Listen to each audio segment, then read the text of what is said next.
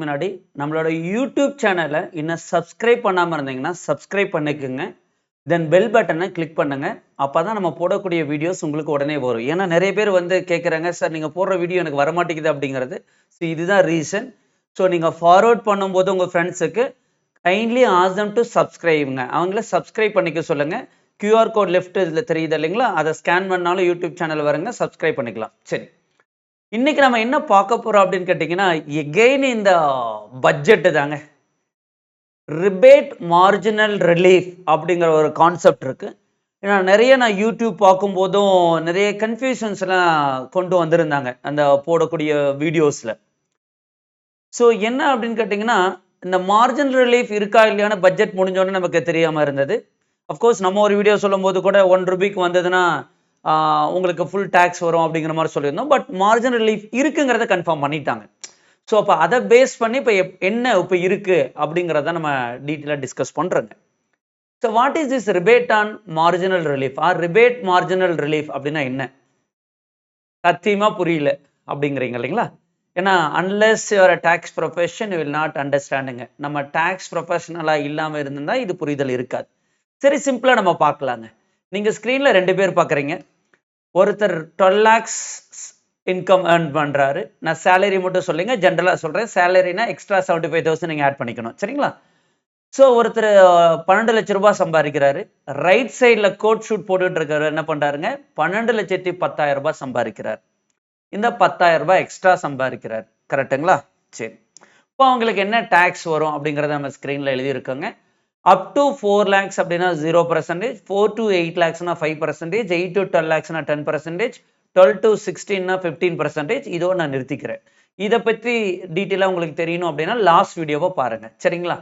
12 லட்ச ரூபா வரைக்கும் டேக்ஸ் இல்லை, என்ன சார் இங்கே பர்சன்டேஜ் எழுதிருக்கீங்கன்னா you have to see the last video. So இப்போ இந்த 12 lakhs சம்பாதிக்கிறாரு இல்லைங்களா, 12 லட்சம் சம்பாதிக்கக்கூடிய நண்பர்களுக்கு 60,000 ரூபாய் டேக்ஸ் வருது. ஆனால் கட்ட வேண்டாம். அதான் நம்ம லாஸ்ட் வீடியோல பார்த்துருந்தோம், ரிபேட். ஸோ இவர் 12,10,000 ரூபாய் சம்பாதிக்கிறாரு. அவருக்கு எவ்வளோங்க டேக்ஸ் வருது? 61,500 ரூபாய் வருது. சரிங்க, உங்களுக்கு ஆண்டு வருமானம் 12 லட்ச ரூபாய்க்குள்ள இருந்ததுனால் நீங்க டேக்ஸே கட்ட வேண்டாம். வரும் ஆனா கட்ட வேண்டாம். 12 லட்ச ரூபாய்க்கு மேல போச்சுன்னா டேக்ஸ் வரும் ஆனா கட்டணும். இதுதான் நம்ம லாஸ்ட் வீடியோல பார்த்தோம். இதுல உங்களுக்கு டவுட்ஸ் இருந்ததுன்னா நீங்க ப்ரீவியஸ் வீடியோவை பாருங்க. சரி, இப்போ ஃபைனலாக என்ன அப்படின்னா, இவர் எவ்வளோ டேக்ஸ் கட்டுவார்னு கேட்டிங்கன்னா, 12 லட்ச ரூபாய் ஏர்ன் பண்ணக்கூடிய ஆள் 0 டேக்ஸ் கட்டுவாருங்க. ஏன் அப்படின்னா வரும் ஆனால் வராது. இதுதான் கான்செப்டுங்க. அது நமக்கு லாஸ்ட் வீடியோவில் தெளிவாக டிஸ்கஸ் பண்ணிட்டோம். அடுத்த நபர் இருக்காரு இல்லைங்களா, இந்த 12,10,000 ரூபாய் இருக்காரு இல்லைங்களா, அவரு எவ்வளோ டேக்ஸ் கட்டுவார்? 61,500 கட்டுவாரா இல்லை வேற ஏதாவது கட்டுவாரா? இதுதான் கொஸ்டின். இப்போ அவருக்கு கம்ப்யூட்டேஷன் போட்டிருக்கோம். 12 லட்ச ரூபாய்க்கு மேலே வர அந்த 10,000 ரூபாய்க்கு 15% போடும்போது 1,500 ரூபாய் டேக்ஸ் வருதுங்க. அப்போ 61,500 ரூபா வருது. சரி, இவர் அந்த 10,000 ரூபாய் எக்ஸ்ட்ரா ஏர்ன் பண்றாரு. அந்த 10,000 ரூபாய் எக்ஸ்ட்ரா ஏர்ன் பண்றதுக்கு 61,500 ரூபாய் டேக்ஸ் கட்டணுமா? இதுல தான் நிறைய இடத்துல புரிதல் இல்லை. நான் சொல்றது புரியுது இல்லைங்களா? ஏன்னா 12 லட்ச ரூபாய்க்குள்ள இன்கம் இருந்தா வரும் ஆனா கட்ட வேண்டாம். 12 லட்ச ரூபாய்க்கு மேல போச்சுன்னா டாக்ஸ் வரும், கட்டணும்னு சொல்லியிருக்கோம். சரி, அதெல்லாம் ஓகே. இப்போ இவருக்கு 61,500 ரூபா வருது.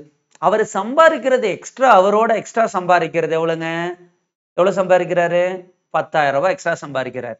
அப்போ அந்த 10,000 ரூபாய் எக்ஸ்ட்ரா சம்பாதிக்கிறதுக்காக 61,500 ரூபாய் கையிலேருந்து கேட்டா 51,500 ரூபாய் எக்ஸ்ட்ரா அவருக்கு சேவிங்ஸ்லேருந்து எடுத்து கொடுக்கணும் இல்லைங்களா? இது நியாயமா இருக்கா? இல்லை இல்லைங்களா? அவர் எதுக்காக அந்த 10,000 ரூபாய் எக்ஸ்ட்ரா சம்பாதிக்கணும்? தென் புரியுதுங்களா? இதுல தான் கொஞ்சம் நிறைய கன்ஃபியூஷன்ஸ் இருக்குங்க. அது நீங்க வீடியோ ஸ்கிப் பண்ணாம பாருங்க, கிளியரா உங்களுக்கு புரிஞ்சிடும். இவர் எவ்வளவு டேக்ஸ் கட்டணும் அப்படின்னு கேட்டீங்கன்னா 61,500 ரூபாய் கட்ட வேண்டாங்க. அவர் 10,000 ரூபாய் டேக்ஸ் கட்டினா போதும். எவ்வளவு கட்டினா போதுங்க? 10,000 ரூபாய் டேக்ஸ் கட்டினா போதும்.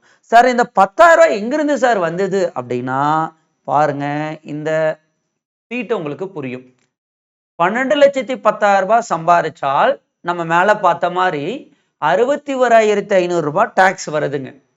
அவர் 61,500 ரூபாய் கவர்மெண்ட்ல கட்ட சொன்னா எக்ஸ்ட்ரா 10,000 ரூபாய் சம்பாதிக்கிறதுக்காக இன்னொரு 51,500 ரூபாய் கையிலிருந்து போட்டு கவர்மெண்ட் கட்டணுங்கிறது நியாயமா தெரியல.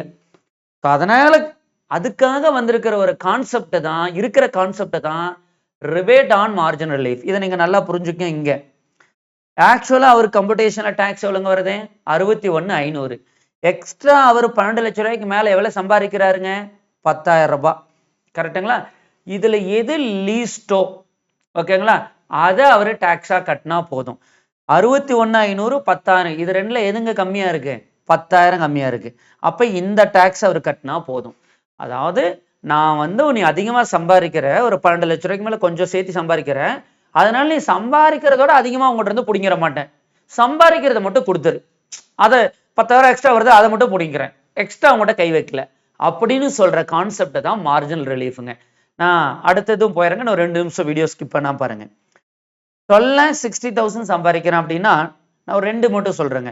எவ்வளவு டாக்ஸ் வரும் அப்படின்னா 69,000 ரூபாய் டாக்ஸ் வருங்க. 4 லட்சம் ரூபாய் வரைக்கும் கிடையாது. 4 to 8 லட்சம் 5%, 8 to 12 லட்சம் 40,000, மேல இருக்கக்கூடிய 60,000 இன்ட்டு 15% போட்டீங்கன்னா 9,000, 69,000 வருங்க. சரிங்களா? அவர் எவ்வளவு எக்ஸ்ட்ரா சம்பாதிக்கிறாருங்க? 12 லட்சம் ரூபாய்க்கு மேல 60,000.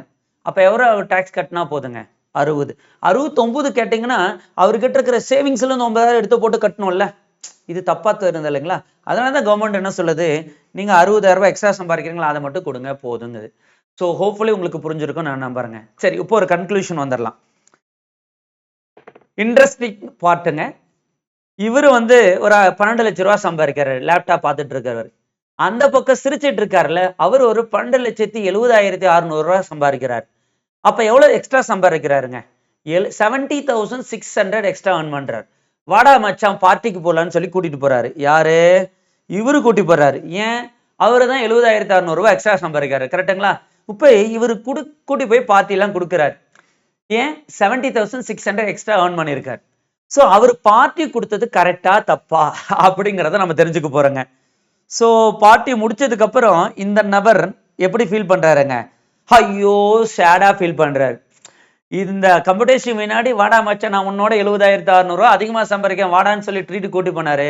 அப்புறம் ட்ரீட்டுக்கு போயிட்டு வந்தோன்னே சேடா ஃபீல் பண்றாரு. ஏன் சேடா ஃபீல் பண்றாரு? அவரு எவ்வளவு எக்ஸ்ட்ரா கவர்மெண்ட்டுக்கு டாக்ஸ் கட்டணுங்க? 12,70,600 earn பண்ணக்கூடிய மக்கள் எவ்வளவு டாக்ஸ் கட்டணுங்க? 70,590 ரூபாய் டாக்ஸ் கட்டணும். இதை நம்ம இந்த கம்ப்யூட்டேஷன் ஆல்ரெடி டிஸ்கஸ் பண்ணிட்டோம். அப்ப இங்க பாருங்க, அவர் எக்ஸ்ட்ரா அவரோட சம்பாதிச்சது 70,600 ரூபாய். அதனாலதான் அவர் ட்ரீட்டு கூட்டி போனாரு. டாக்ஸ் எவ்வளவு கட்டிடுறாருங்க? 70,590 ரூபாய் டாக்ஸை கட்டிடுறாரு. பேலன்ஸ் எவ்வளவு விட்டு எக்ஸ்ட்ரா இருக்குங்க? 10 ரூபா இருக்கு. டிவி அஸ்யூம் தட் ஒரு டீ 15 ரூபாங்க. 30 ரூபா டீக்கு கொடுத்துட்டாரு. இப்போ டீக்கு கூட்டி போயிட்டு வரும்போது அவருக்கு தெரியுது, அட முட்டால் நம்ம 20 ரூபா கையிலிருந்து போயிருச்சு அப்படிங்கிறது தெரியுதுங்க. ஹோப்ஃபுல்லி இன்ட்ரெஸ்டிங்கா இருந்திருக்கும் நம்புறேன். அப்ப என்ன சார் சொல்ல வரீங்க அப்படின்னா, அதாவது 12 லட்சத்துல இருந்து 12,70,600 12 lakhs to 12,70,600 earn பண்ணால் உங்க பாக்கெட்ல எக்ஸ்ட்ரா எதுவுமே இருக்காது. ட்ரீட்டுக்கு கூட்டி போகாதீங்க. 12,70,600க்கு மேல ஏர்ன் பண்ணா மட்டும்தான் உங்க பாக்கெட்ல நிற்கும். ஏன்னா 12 lakhs சம்பாரிச்சவன் கவர்மெண்ட்டுக்கு 1 பைசா டாக்ஸ் கட்ட மாட்டாரு. அவருக்கு வந்த 12 lakhs அப்படியே இருக்கும். 12,70,600 ஏர்ன் பண்ணவரு எவ்வளவு டாக்ஸ் கட்டணுங்க? 70,590 டாக்ஸ் போயிடும். அப்ப கையில 10 ரூபா தான் நிற்கும். அப்ப இவருக்கும் உள்ள காசு ரெண்டு ஒண்ணுதான். இதுக்கு மேல ஏர்ன் பண்ணா மட்டும்தான் எக்ஸ்ட்ரா அவர்கிட்ட நிற்கும். ஸோ இது மைண்ட்ல வச்சுக்கோங்க. ஸோ ஓகேங்களா? 2 கான்செப்ட் சொல்லியிருக்குங்க. ரிபேட் ஆன் மார்ஜினல் ரிலீஃப் சொல்லி கொடுத்துருக்கோம். அடுத்தது எவ்வளவு அமௌண்ட்டுக்கு மேல போனா ட்ரீட் கொடுக்கணுங்கிறது சொல்லி கொடுத்துருக்கோம். தேங்க்யூ. இந்த வீடியோ உங்களுக்கு யூஸ்ஃபுல்லா இருந்தது அப்படின்னு நினைச்சீங்கன்னா உங்க ஃப்ரெண்ட்ஸ் இல்ல வேற யாருக்கு வேணுமோ அவங்களுக்கு ஃபார்வர்ட் பண்ணுங்க. மறக்காம அவங்களை சப்ஸ்கிரைப் பண்ண சொல்லுங்க. தேங்க்யூ.